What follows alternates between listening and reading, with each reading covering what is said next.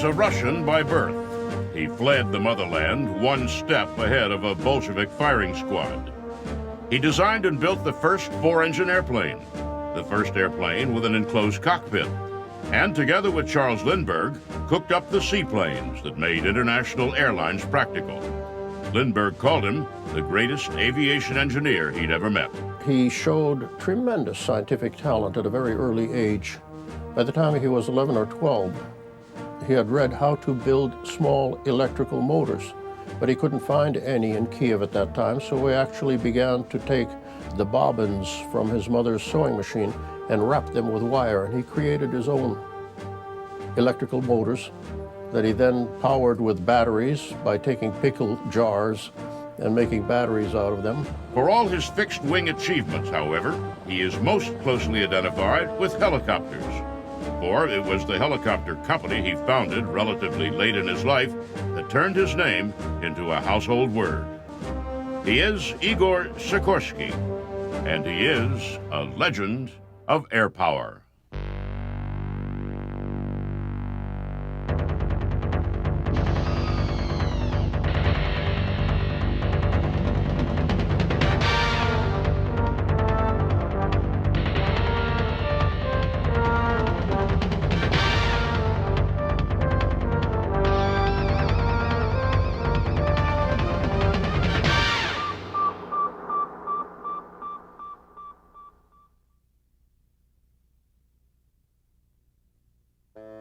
Igor Ivanovich Sikorsky was born May 25th, 1889 in Kiev, Russia.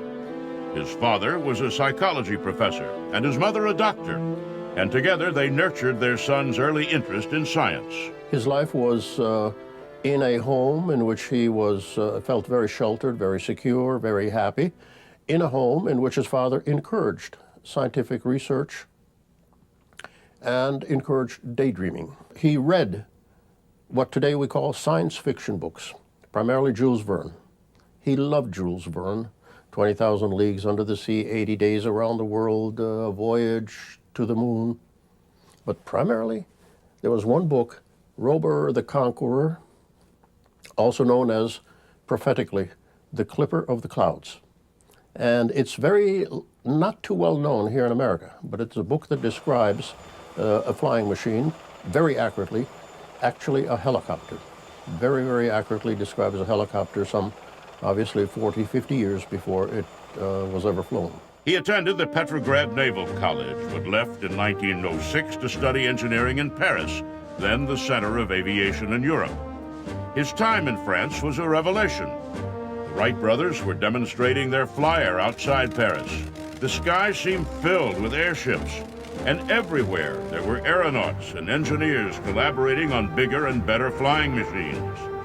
He returned to Russia and enrolled at the Mechanical Engineering College of the Kiev Polytechnical Institute. He started pestering his parents to send him to Paris, because that was where the Wright Brothers were flying, and that's where immediately after the Wright Brothers' success, the Europeans tweaked their airplanes a little bit so as to pick up a little bit of the know-how that the Wrights had demonstrated, and flying exploded in France. In 1909, armed with an engineering degree, he returned to Paris. He befriended the elite of aviation there and spent much of his time talking about his vision of an aircraft that could take off vertically, hover, move sideways, and set itself safely back down. The experienced pilots around him laughed at his plans. It was hard enough then getting an airplane to simply fly. Getting it to stand still without falling out of the air seemed laughable. Sikorsky announced to his doubting friends that he would return to Kiev and build a rotary wing aircraft, a helicopter. He bought two engines, 15 and 25 horsepower, and boarded a train east. It's significant to me that his first aircraft and his second aircraft were both helicopters. They didn't fly. We know now that 15 and 25 horsepower is just too little to do it. But these were the first two aircraft he attempted. Very wisely, he then decided that he had to, in his words, temporarily postpone the helicopter. He built a succession of small planes that clearly owe much of their inspiration to the Wright brothers. In only a few years, Sikorsky was one of the leading engineers in Russia. He was put in charge of the aviation subsidiary of the Baltic Railroad Car Works and went to work designing and building aircraft for the Tsar. He was the first, actually, to come up with the idea of using multiple engines on an airplane. After he had one engine get caught with mosquitoes in the carburetor and the airplane went down, he realized that two engines are better than one. A multi-engine airplane was a radical idea. Other engineers thought it impossible. If the weight of the engines didn't keep the plane on the ground, they believed the forces and vibration of more than one engine would tear the plane apart in the sky. During his early years, he developed multiple engine aircraft, four-engine aircraft that were very, very large, which requires a great deal of skill as an engineer to be able to produce a large aircraft that everything works correctly, especially at the time of the type of materials they had to work with. It was quite an achievement. Sikorsky continued on, however, and the result was a four-engine behemoth with an almost unfathomable 89-foot wingspan. Called simply the Grand, when it flew in 1913, it made Sikorsky into a Russian hero. The Grand was a unique experiment in trying to convince the world that a large four-engine aircraft was possible. He wanted to build this airplane because he wanted to prove that an aircraft had to have two characteristics. The Grand was designed to demonstrate two critical elements. A, the element of being able to maintain altitude and continue flight if one engine failed on you. And the second, equally important element, that airplane had to be able to lose any one of its engines, inboard, outboard, any one side or the other, and remain controllable. He, with a twinkle in his eye, would talk about the Grand and say that it was a very unique aircraft. It took off at 65 kilometers an hour, it cruised at 65 kilometers an hour, and it stalled at 65 kilometers an hour. But other than that, it was a highly efficient airplane. His next plane, the Ilya Muromets, was even bigger and became the main bomber of the Russian Imperial Air Force in World War I. Designing aircraft had made Sikorsky wealthy. He was invited to meet several times with the Tsar, and there was talk that he might be knighted for his work. When the revolution started, that very fact that he had been recognized by the Tsar and had been rewarded by the Tsar made him an enemy of the working class and made him a target of the Soviet, or the Bolshevik at that time, hit squads. A committed individualist, Sikorsky could not live under communism and decided to leave. His wife chose to stay and refused to let their daughter travel with him. He left penniless and broken-hearted, a refugee bound for Paris, but destined for the United States. After fleeing the Russian Revolution, Igor Sikorsky tried to find work in Paris. The World War I was still on in 1917, and so he went to France, where the French aviation authorities knew him very well because that he had purchased during the war a large number of French as well as British engines for his four-engine bombers. They commissioned him to build a large bomber for them. But when World War I ended, so did the French commitment to aviation. And with no other option, he sailed for the United States. My father then spent some weeks studying the situation and then decided that he would go to the United States because he felt that this very, in his words, this very great and wonderful country was probably the only nation which would accept a penniless immigrant with the dream to start building airplanes again. Though famous in his own country, he was unknown in the United States. He arrived in an unwelcome wave of refugees. There were no opportunities for him in aviation. With World War I ended, no one was building new aircraft. The glut of military surplus biplanes supplied the embryonic commercial aviation business with all the planes it could handle. With nothing else to do, Sikorsky tutored Russian immigrants on New York's Lower East Side. He lectured on math and astronomy and aviation. He lived in poverty, but never let it break his spirit. And as time passed, he built up a following in the large community of Russian refugees. His optimism seemed boundless, and his vision of the amazing future of flight made what were really little more than daydreams seem real. For a lot of the Russian immigrants, he was something of a hero, something to aspire to, having come here as an immigrant and having all these dreams that he was so anxious to fulfill. In the early 1920s, Sikorsky resigned himself to the fact that he would never again get to design and build aircraft. Then, in 1923, a group of Russian emigres approached Sikorsky. They had a small amount of money and were willing to work. Would Sikorsky do them the honor of helping them design and build an airplane? Sikorsky set up operations on a chicken farm next to Roosevelt Airport on Long Island. There, he and his small band of Russian immigrants went to work. There was never enough money for payroll and barely enough for materials. No matter, Sikorsky and his Russians worked through night after night on a large twin-engine airplane Sikorsky had designed. And then, with the plane partially built and a desperate need for high-powered engines to make it fly, Sikorsky and his Russians ran out of money. It seemed as if their dream of flight was going to die.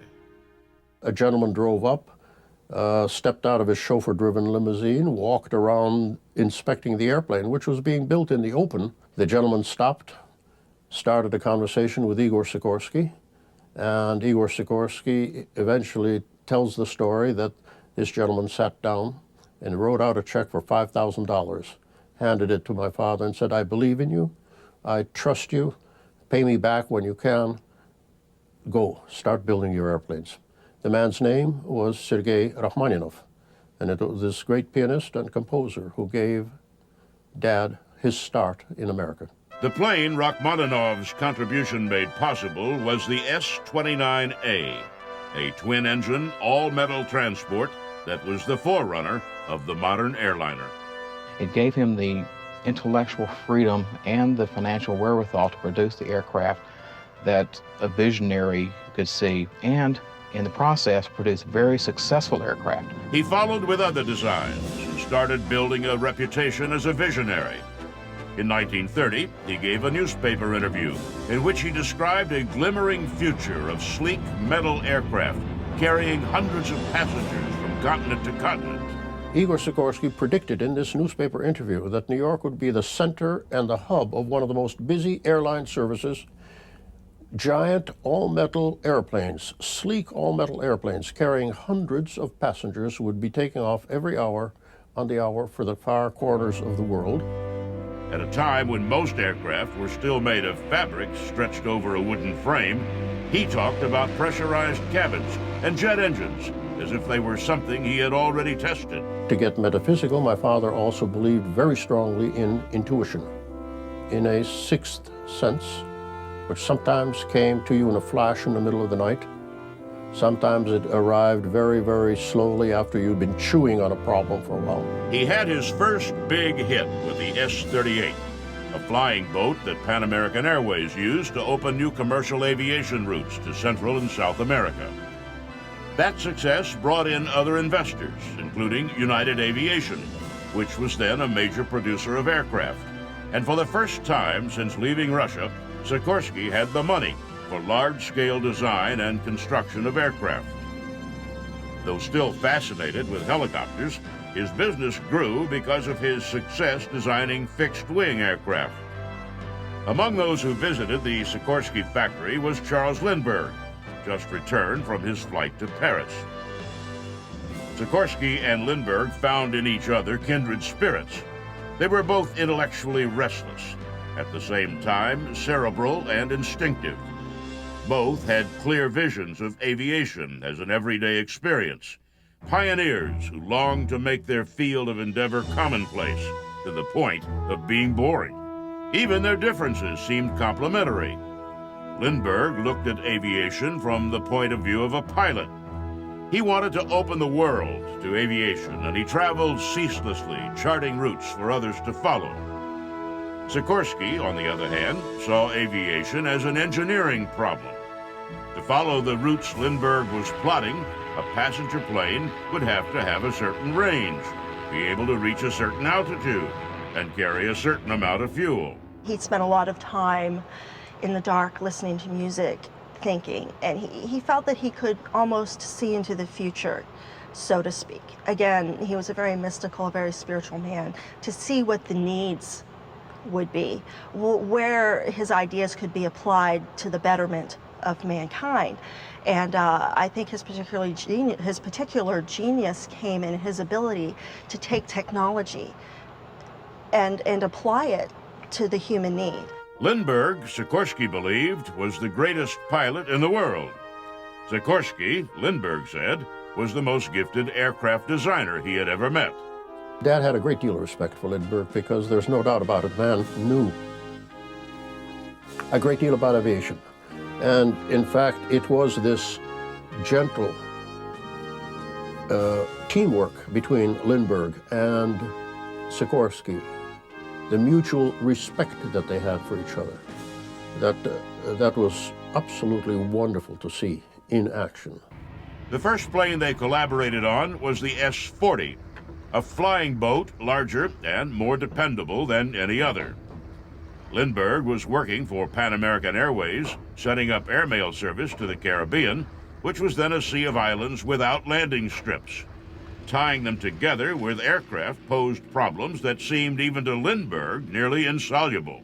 I was growing up at that time. I was a small kid, but I was privileged once in a while to sit in a corner of the dining room when these two giants would discuss the growth of aviation, the need for higher speeds, the inevitability of higher wing loadings, and yet the improvement of our knowledge of aerodynamics, which would still keep landing speeds down while the cruising speeds would go up. Now, it was a wonderful way to grow up because you may have gotten a formal education in high school and in college, but if you were an aviation buff, as I was, those evenings listening to Charles Lindbergh and Igor Sikorsky were the greatest aeronautical academy that anybody could dream of having. It was the beginning of one of his most productive periods. Working together with Pan Am and Lindbergh, he designed a series of amphibious aircraft that formed the famed Pan Am Clipper fleet. He had in his career played a key role in two separate revolutions. In Russia, he had pioneered multi-engine aircraft, which became the first dependable air transports and long-range bombers. In the United States, he had designed the flying boats that had made intercontinental air travel possible. The Pan Am Clippers shrank the world, putting every place in the world within a couple of days' travel of every place else. So, with his company doing well and his reputation secure, he returned to his first love. In the middle 1930s, Igor Sikorsky dug out 30 years of notes and sketches, dusted off a handful of patents, and went to work on the helicopter. Before Igor Sikorsky got seriously into helicopter development, there had been a number of more or less successful experiments in vertical flight. Some could fly but not hover, and others couldn't fly at all. Overcoming the torque of a spinning main rotor and still being able to maneuver was such a big problem that it led many to believe that a practical helicopter would never be developed.